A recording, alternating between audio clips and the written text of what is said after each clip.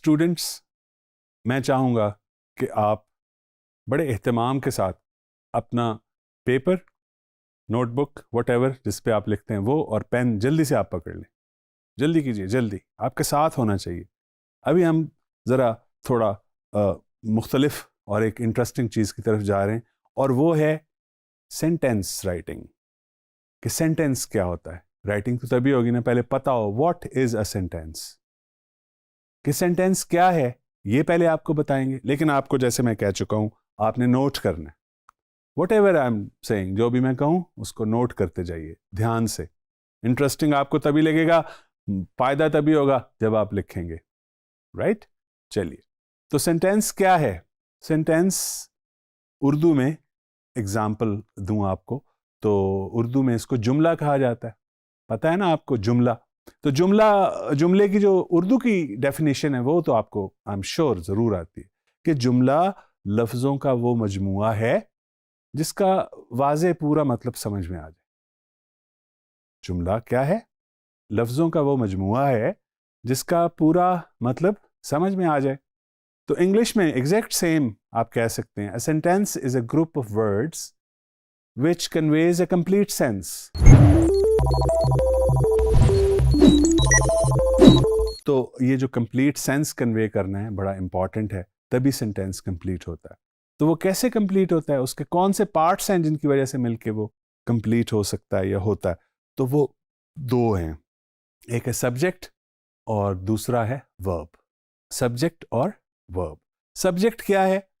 अभी तक हम बात जो करते आए हैं वो ये कहते आए हैं कि subject doer of the action है। वैसे सब्जेक्ट, जब हम in reference to a sentence, जब सब्जेक्ट की बात करते हैं, तो सब्जेक्ट एक जुमले का, एक सेंटेंस का टॉपिक होता है जिसके बारे में बात की जा रही होती है।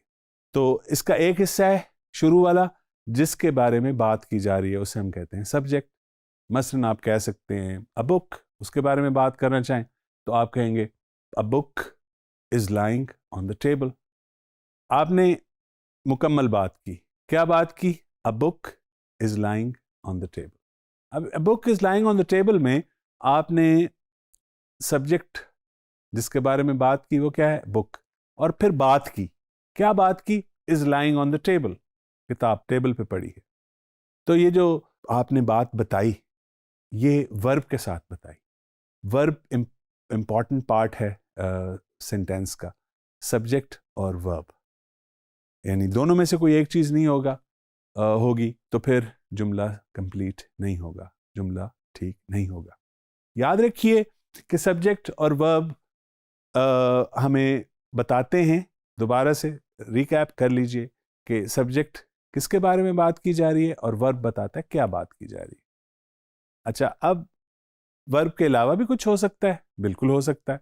वो तीन चीजें हैं जो वर्ब के बाद हो सकती हैं जनरली। सिंपल सेंटेंस की बात कर रहा हूँ, होने को तो बहुत चीजें होती हैं, लेकिन अभी हम फिलहाल इस वक्त जो काम करना चाह रहे हैं उसमें हम फोकस करेंगे कि सब्जेक्ट के बाद वर्ब, और वर्ब के बाद वो तीन कौन सी डिफरेंट चीजें जो हो सकती हैं। सबसे पहले तो सब्जेक्ट के बाद वर्ब और वर्ब के बाद ऑब्जेक्ट आ सकता है। सब्जेक्ट वर्ब ऑब्जेक्ट, ये कॉम्बिनेशन बनेगी। सब्जेक्ट वर्ब ऑब्जेक्ट एक कॉम्बिनेशन है, यानी मसलन अली हिट अ बॉल। अब Ali is subject, hit is verb, a ball is object, right? She baked a cake. She subject, baked a cake, baked verb और अ cake object, यानी जिसके ऊपर एक्शन परफॉर्म हुआ। तो अब सारे जुमलों में ये तो नहीं होता ना कि सब्जेक्ट हो, वर्ब और फिर आगे ऑब्जेक्ट हो, ऐसा तो नहीं हो सकता। तो क्या हो सकता है कि सब्जेक्ट हो, वर्ब हो और उसका कॉम्प्लीमेंट हो। कॉम्प्लीमेंट क्या होता है? कॉम्प्लीमेंट का मतलब होता है पार्ट। एक तो कहते हैं ना विद कॉम्प्लीमेंट्स फ्रॉम, वो तो उसकी स्पेलिंग भी डिफरेंट है, लेकिन ये जिस कॉम्प्लीमेंट की मैं बात कर रहा हूँ ये COMPLI के साथ होता है, दूसरा LE के साथ MENT एनीवे। तो ये जो कॉम्प्लीमेंट है इसका मतलब होता है पार्ट। तो जो सब्जेक्ट है उसका पार्ट होता है।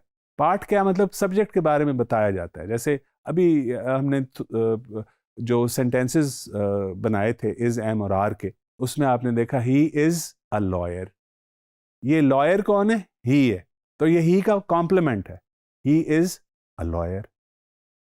आई एम अल्ताफ, आई का कॉम्प्लीमेंट कौन है? अल्ताफ। ठीक है, समझ आ रही है? नोट कीजिए, ही इज अ लॉयर किसकी एग्जाम्पल है? सब्जेक्ट, वर्ब और कॉम्प्लीमेंट की। इसी तरह सब्जेक्ट और वर्ब के बाद जो पहले हमने बोला ऑब्जेक्ट आ सकता है, फिर हमने कहा कि सब्जेक्ट और वर्ब के बाद कॉम्प्लीमेंट आ सकता है। तो तीसरी चीज क्या है? एडवर्बियल। एडवर्ब एक पार्ट ऑफ स्पीच है जिसके बारे में आपको बताया था कि ये वर्ब के बारे में बताता है, ये हमें वर्ब के बारे में बताता है। वर्ब के बारे में क्या बताता है? Why, where and when some action took place, कि कोई फेल वर्ब कब, कैसे और क्यों किया गया, हुआ, कहां भी, हाँ इसमें ऐड कर लीजिए कहां भी हुआ, व्हेन एंड वेयर। तो ये इसको हम एडवर्बियल कहते हैं। मसलन he went for a walk to the garden. अब ये टू द गार्डन जो है ये क्या है? ये प्लेस है। Okay, she lives in a big house. She subject, live verb, और in a big house object भी नहीं है, कॉम्प्लीमेंट भी नहीं है, तो क्या है? बता रहा है शी लिव्स वेयर। ऐसा ही है ना? वेयर का जवाब हमें मिल रहा है, she lives in a big house.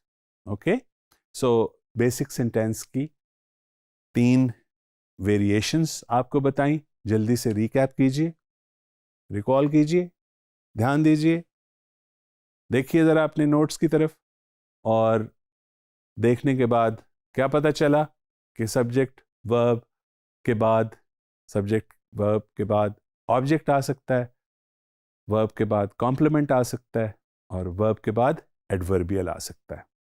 और ऑब्जेक्ट क्या है? फिर से रिवाइज कर लेते हैं। ऑब्जेक्ट जिसके ऊपर एक्शन परफॉर्म हो। कॉम्प्लीमेंट क्या है? वो ही जो कि सब्जेक्ट है, उसका कोई पार्ट होता है। जैसे मैंने बोला ही और lawyer, he is a lawyer. ठीक है, और तीसरी बात क्या बताई कि कोई एडवर्बियल हो सकता है। ही स्टैंडिंग देयर, स्टैंडिंग के बाद क्या आया? देयर, जगह, place. So it tells about manner, place, and why something happened, how something happened. So ये बेसिक सेंटेंस का स्ट्रक्चर है, इसको आपने याद रखना है, और इससे रिलेटेड कोशिश कीजिए कि खुद से कुछ एग्जांपल्स अपने आप को प्रैक्टिस करते हैं आप, कि आपने खुद जो सीखा है उसको लिखने की भी प्रैक्टिस किया कीजिए। इसके ऊपर मैं चाहूँगा कि आप 5 सेंटेंसेस ज़रूर बनाइए, 5 सेंटेंसेस बनाइए जिसमें सब्जेक्ट, वर्ब और ऑब्जेक्ट हो, फिर 5 सेंटेंस बनाइए कि सब्जेक्ट, वर्ब और कॉम्प्लीमेंट हो, और आखिरी 5 सेंटेंस बनाइए जिसमें सब्जेक्ट, वर्ब और एडवर्बियल हो।